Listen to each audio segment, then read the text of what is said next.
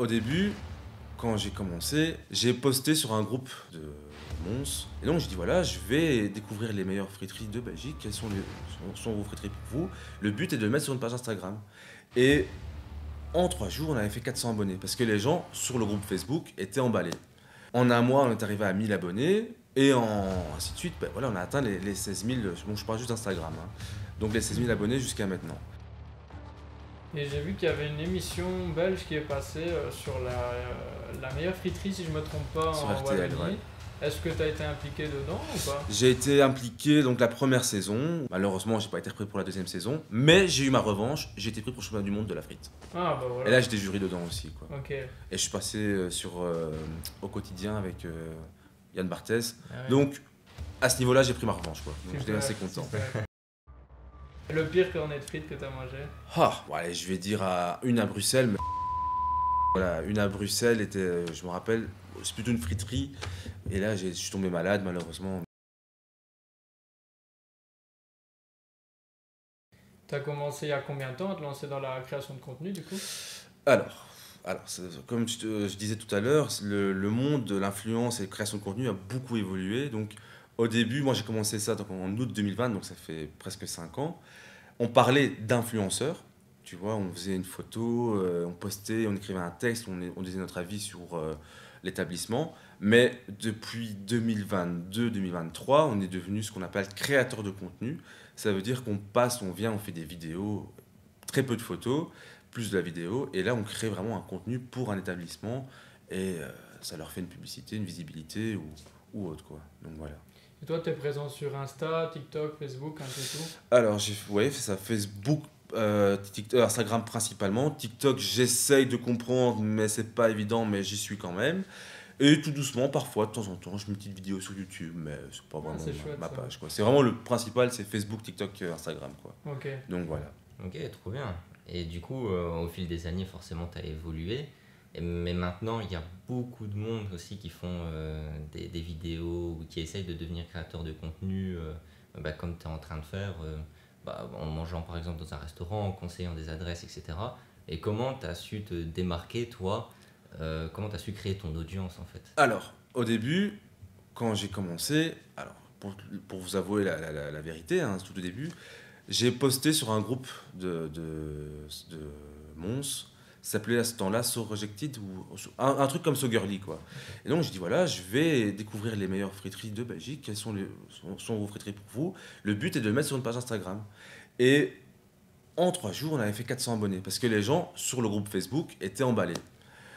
En un mois, on est arrivé à 1000 abonnés. Et ainsi de suite, ben voilà, on a atteint les 16 000. Bon, je parle juste d'Instagram. Hein. Donc les 16 000 abonnés jusqu'à maintenant.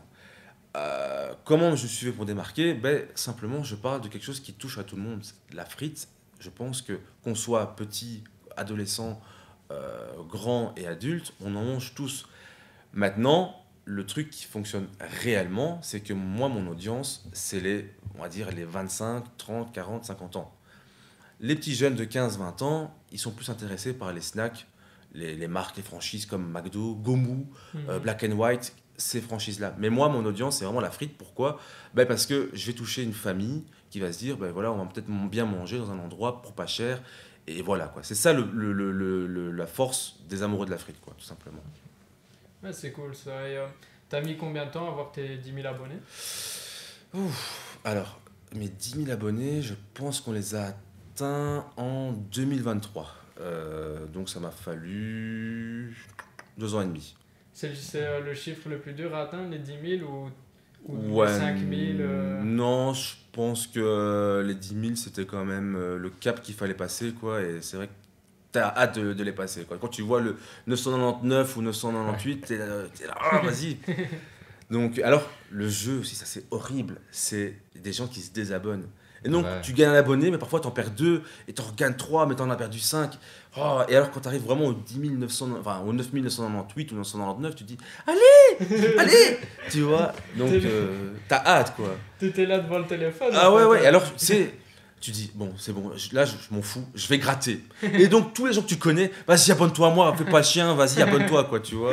Donc voilà, si on a vraiment atteint les 10 000, et c'est vrai que le chiffre de 10 000 est symbolique, quoi. Ouais, c'est vrai. Donc, En plus, j'ai été voir ton contenu, tes réels font vraiment beaucoup de vues. ouais. Donc, tu as une communauté vraiment engagée. Mhm. Encore une fois, c'est l'engagement des personnes plus âgées. Hein. Vraiment, faut le dire. Moi, les jeunes de 15, 16 ans, 18 ans regardent très peu. Dans les stats, on le voit. C'est vraiment les 25, 35, 40 qui regardent mes réels. Donc voilà. Et c'est que des Belges ou tu as des francophones J'ai des Français aussi des Français, mais du nord de la France. Ok. Ah, Donc ouais. voilà. Et alors, j'ai parfois des frituristes du monde qui ont vu Ouais, et bien qui sûr. s'abonnent et parfois qui en parlent, mais on sait très bien que je n'arriverai pas à passer chez eux. Quoi. Oui, Donc, bien voilà. sûr. Et tu touches aussi quelques flamands ou c'est principalement des wallons du coup J'en ai eu 2-3 comme ça à qui j'ai discuté, mais pas plus que ça. Quoi. Ouais, bien sûr. J'espère un jour aller en Flandre, qu'on m'invite et qu'on me dise vas-y, viens me goûter. Mais Mhm. voilà, j'ai toujours pas eu de demande. Comme au nord de la France, j'en ai peut-être eu 2, donc voilà, c'est très rare, c'est vraiment la Wallonie Mhm. et principalement Mons, Bruxelles qui demandent. Quoi. Ben, limite, du coup, ce sera plus facile peut-être pour toi d'atteindre tout le nord de la France plutôt que la Flandre au final. Exactement. Et ça, c'est vraiment le. C'est vrai que j'ai un peu peur de ça, de se dire est-ce que je vais dans le nord de la France, dans Lille, comment l'autre ville, c'est Roubaix, Valenciennes. Valenciennes, etc. J'ai un peu peur dans le sens où si je dis ah c'est bon, que les gens disent ouais mais t'es belge et tu vas dire que les Français sont meilleurs que nous pour les frites, Ah ouais, c'est la le jeu, rivalité, ok, tu ouais. vois. Donc j'aimerais y aller, mais en même temps je me retiens de peur qu'on dise tu vois les mauvais commentaires, les rageux, c'est pas évident quoi. Ouais, c'est sûr. Donc voilà.